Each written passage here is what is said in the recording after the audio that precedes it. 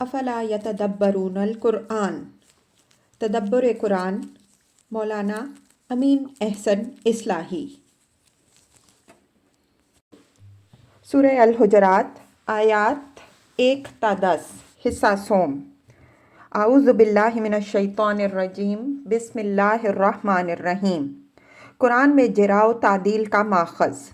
ہمارے محدثین اور فن رجال کے ائمہ نے سورہ حجرات کی اسی آیت ان جاءکم فاسقٌ بنبأ فتبینوا کو ماخذ قرار دیا ہے راویوں پر جرا و تنقید کے حکم کا، جس کی بدولت اسماء الرجال کا عظیم الشان فن وجود میں آیا، جو ان علوم میں سے ایک ہے جن کے بانی ہونے کا شرف دنیا میں سب سے پہلے مسلمانوں کو حاصل ہوا۔ آیت میں مسلمانوں کو حکم دیا گیا ہے کہ جب کوئی فاسق کسی اہم واقعے کی خبر دے تو اس کی اچھی طرح تحقیق کر لیا کرو۔ یہ حکم یوں تو عام ہے، ہر ایسی خبر کی تحقیق ضروری ہے جو دور رس نتائج کی حامل ہو، لیکن کوئی شخص رسول اللہ صلی اللہ علیہ وآلہ وسلم سے منسوب کر کے کوئی روایت کرے تو اس کی تحقیق و تنقید بدرجہ اولیٰ ضروری ہے۔ حضور صلی اللہ علیہ وآلہ وسلم اللہ تعالیٰ کی طرف سے مامور واجب الاطاعت ہادی ہیں۔ آپ صلی اللہ علیہ وآلہ وسلم کی ہر بات بلکہ ہر ادا امت کے لیے اسوہ حسنہ کی حیثیت رکھتی ہے۔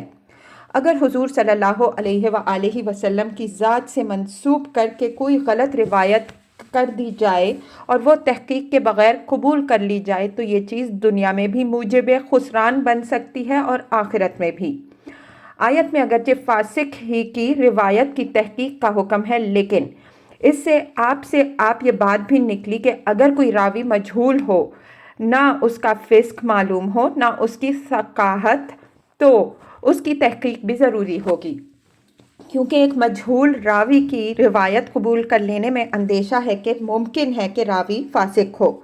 چنانچہ محدثین نے مجہول راویوں کی بھی اچھی طرح تحقیق کی تاکہ ان کا فسق یا ان کی عدالت واضح ہو جائے۔ اگر کسی راوی کی تحقیق میں ان کو کوئی کامیابی نہیں ہوئی تو اس کو مجہول قرار دے کر اس کی روایت انہوں نے رد کر دی۔ آیت سے یہ بات بھی نکلتی ہے کہ یہ تحقیق اسی صورت میں ضروری ہوگی جب فاسق کوئی ایسی روایت کرے جو دور رس نتائج کی حامل ہو، اس لیے کہ یہاں لفظ نبأ وارد ہوا ہے جو کسی اہم اور دور رس نتائج کی حامل خبر کے لیے آتا ہے۔ عام خبر یا واقعے کے لیے یہ لفظ نہیں آتا۔ چنانچہ روزمرہ کی زندگی کے عام معاملات میں فاسق یا کافر کی خبر مان لینے میں کوئی حرج نہیں ہے۔ آیت میں راوی اور روایت دونوں کی تحقیق کا حکم دیا گیا ہے، اس لیے کہ فرمایا گیا ہے کہ اے ایمان والوں، اگر تمہارے پاس کوئی فاسق کوئی اہم خبر لائے تو تحقیق کر لو۔ ظاہر ہے کہ یہاں تبینوا کا مفعول راوی بھی ہے اور روایت بھی، بلکہ روایت کا مفعول ہونا زیادہ واضح ہے، اس لیے کہ راوی کا فسق تو یہاں معلوم ہی ہے۔ کسی روایت کی تحقیق میں جس طرح راوی کی ثقافت، عدالت، فقاہت اہمیت رکھتی ہے، اسی طرح خود روایت کے الفاظ، اس کا موقع و محل، دوسری روایات باب کے ساتھ اس کی مخالفت یا موافقت، عقل و نقل کی کسوٹی پر اس کا مرتبہ، اور سب سے زیادہ خدا کی کتاب کے ساتھ اس کی ہم آہنگی اور اس قبیل کی دوسری چیزیں بھی اس سے کہیں زیادہ اہمیت رکھتی ہیں۔ اگر صرف راوی کی تحقیق پر کفایت کر کے یہ چیزیں نظر انداز کر دی جائیں تو تحقیق کا حق ادا نہیں ہو سکتا۔ ہمارے محدثین زیادہ زور صرف راوی کی تحقیق پر صرف کر رہے ہیں، نفس متن پر ان پہلوؤں سے غور کرنے کو زیادہ اہمیت نہیں دیتے جن کی طرف ہم نے اشارہ کیا۔ حالانکہ ان پہلوؤں سے تحقیق کیے بغیر تحقیق کا حق، جیسا کہ ہم نے عرض کیا، ہرگز ادا نہیں ہو سکتا۔ چنانچہ یہی وجہ ہے کہ ہمارے فقہا نے متن حدیث پر غور کرنے کے لیے اصول وضع کیے اور اس کا نام درایت رکھا۔ اس خدمت خاص میں سب سے بڑا حصہ حضرت امام ابو حنیفہ رحمۃ اللہ علیہ کا ہے۔ یہ خدمت انجام دے کر انہوں نے صرف فقہ ہی پر احسان نہیں کیا بلکہ فن حدیث کی بھی بہت بڑی خدمت انجام دی۔ اگر ہمارے علماء ان اصولوں کو صحیح طور پر استعمال کرنے کی توفیق پاتے تو حدیث کے خلاف وہ فتنہ ہرگز نہ اٹھ سکتا تھا جو فتنہ پردازوں نے اٹھایا اور جس نے گمراہ فرقوں کے لیے دین میں دراندازی کی بہت سی راہیں کھول دیں۔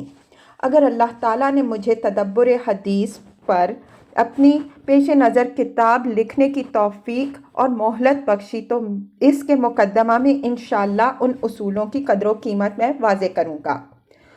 اوپر کی تفصیل سے یہ بات واضح ہوئی کہ ہمارے محدثین کرام نے فاسق اور مجہول راویوں کی جو پردہ دری کی ہے وہ قرآن کے اسی واضح اور قطعی حکم کی تعمیل میں کی ہے، لیکن اس زمانے میں بعض خوش فہم حضرات نے یہ نکتہ پیدا کیا ہے کہ راویوں کے عیوب کھولنا ہے تو غیبت، جس کو قرآن میں اسی سورہ کی آیت 12 میں حرام قرار دیا ہے، اور اپنے مردہ بھائی کا گوشت کھانے کی سے تعبیر فرمایا، لیکن محدثین نے حکمت عملی کے تحت اس حرام کو جائز بنایا تاکہ فاسق راویوں کی روایات سے دین کو بچائیں۔ پھر اس نکتہ سے ان حضرات نے ایک اور اس سے بھی بڑی عمیق و دقیقی نکتہ پیدا کر لیا کہ شریعت کی تمام حرمتیں ابدی نہیں ہیں۔ اس وجہ سے ایک قائد تحریک اسلام کو بھی یہ حق حاصل ہے کہ وہ حکمت عملی کے تقاضوں کے تحت جب ضرورت محسوس کرے کسی حرمت کو حلت سے بدل دیا کرے۔ ان نکات پر اپنے ناچیز خیالات ہم اپنے مقالات میں ظاہر کر چکے ہیں، یہاں ان پر تنقید کی نہ ضرورت ہے نہ گنجائش۔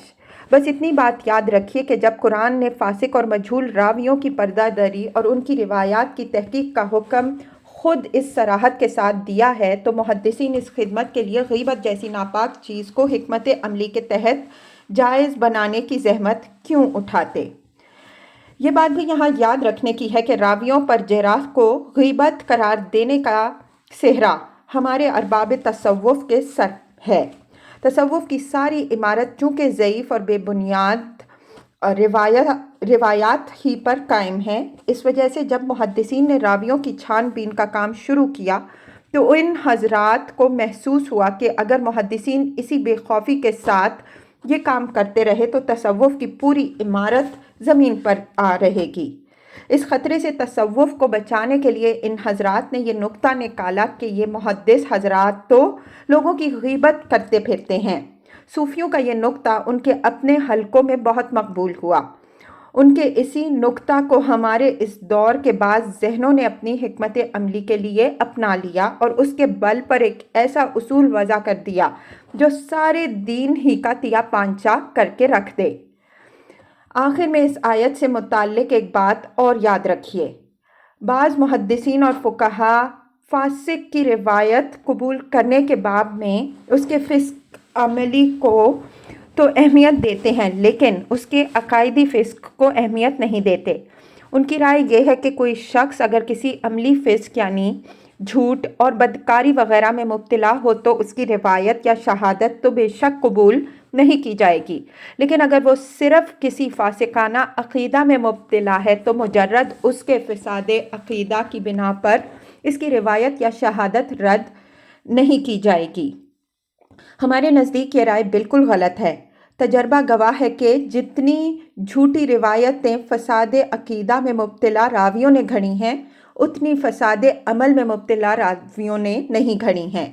یہ انہی کی گھڑی ہوئی روایتیں ہیں جو سیرت، تفسیر، تصوف اور تاریخ کی کتابوں میں بھری ہوئی ہیں اور جن سے اہل بدعت و ضلالت نے اپنی دکانیں سجائی ہیں۔ اللہ تعالیٰ ان علماء پر رحم فرمائے جنہوں نے فاسد العقیدہ راویوں کو یہ جھوٹ دے کر ملت کو ایک ایسے فتنہ سے دوچار کر دیا جس سے اہل حق کے لیے عہدہ برا ہونا نہایت دشوار کام ہو گیا۔ ہمارے نزدیک فسق عملی اور فسق عقائدی کی یہ تقسیم بے معنی ہے۔ قرآن و حدیث میں اس کے حق میں کوئی دلیل موجود نہیں ہے۔ اوپر جو کلیہ عام فاسقوں کے بارے میں بیان ہوا ہے وہی فاسد العقیدہ راویوں کے بارے میں بھی عقل و نقل کے موافق ہے، یعنی ان کی روایت اور شہادت ان امور میں تو قبول کی جائے گی جن میں ایک کافر کی روایت بھی قبول کی جا سکتی ہے، لیکن اہم امور بالخصوص معاملات دین میں ان کی روایت یا شہادت قبول کرنے کی کوئی گنجائش نہیں ہے۔